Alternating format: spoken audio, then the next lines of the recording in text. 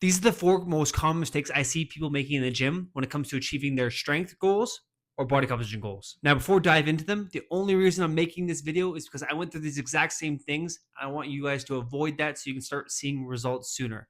For example, this was me when I first started working out back in high school, probably about 13, 14 years ago. And now this is my current physique with also having a total on the SBD at 1,078 pounds and still have room for growth. So the first mistake people make is they're not following any kind of structured training program, whether that's an upper lower split, push pull legs, a full body split, whatever it may be, and they're not even tracking it in an app or the notes. So how do you know you've actually made progress if you haven't measured anything?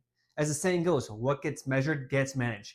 And when you're actually following a structured training program and following a split, you can progressive overload it properly and strategically based off of where you're at and where you want to go so you can actually get the desired outcome that you want. For me personally, I wasn't tracking my workouts initially, and I ended up getting to a point where, sure, I may have saw some progress, but then I got stalled out and I hit a plateau and I was stuck and I was in this like kind of rut for a few years, and I wasted so much time where I could have been seeing real legitimate progress. The second mistake I see people make is rushing to lift heavy. And this is so common in young men, and I've been there before and I get it.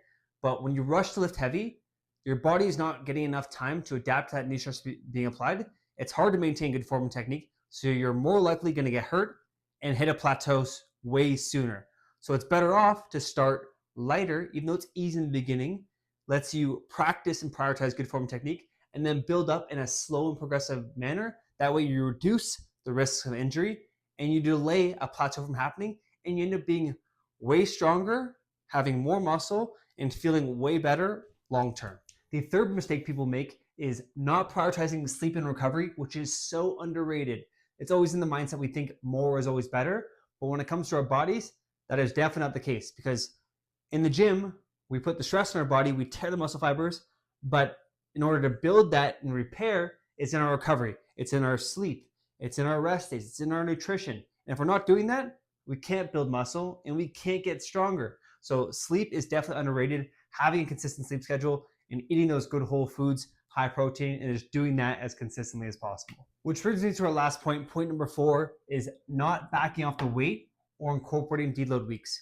So many people think we're going to have this perfect linear progression, and that is not true in any aspect of life for that matter. Usually progress ends up being like a little bit of bump, then down, and then a little bit further, and then down. So just kind of that up and down method over a long period of time. So having a deload week after an intense week of training is crucial. Like, I actually love my deload weeks because it lets my body recover from that stress I had. So if you're having a testing week, let's say on the squat, bench, deadlift, maybe next week have a deload week, 50%, 60% of your 100 maxes.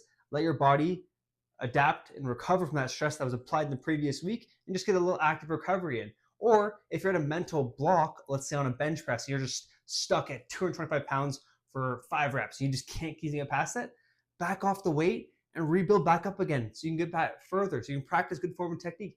But so many people just have it as an ego thing that they're like, no, I should keep trying to push through and bully its way through. But that's not always the smartest strategy to make and to break through that plateau. So if you can just keep these 4 things in mind when you're in the gym, creating your workout program and trying to reach your goals, I promise you it's going to pay off long term.